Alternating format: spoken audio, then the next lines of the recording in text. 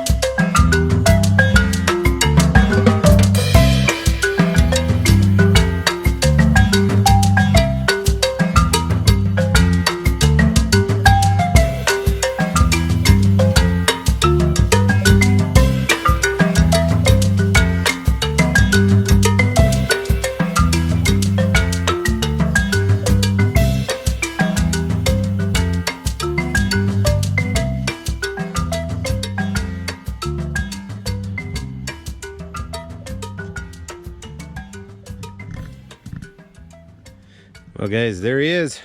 Quick carve, SpongeBob, no paint. Just gonna leave it wood. A fun piece. He's a little goofier looking than the original, but yeah, it was pretty neat. Took me about, I don't know, 20, 30 minutes. Quick, not quick, you know. Trying not to break pieces off, but it was fun. If you guys enjoyed, had a laugh, thought it was neat, thought it was cool, give me a like, give me a follow, hit subscribe, leave me a comment. Hope you guys have an awesome day. Check out some videos popping up, and I'll see you guys later. Bye.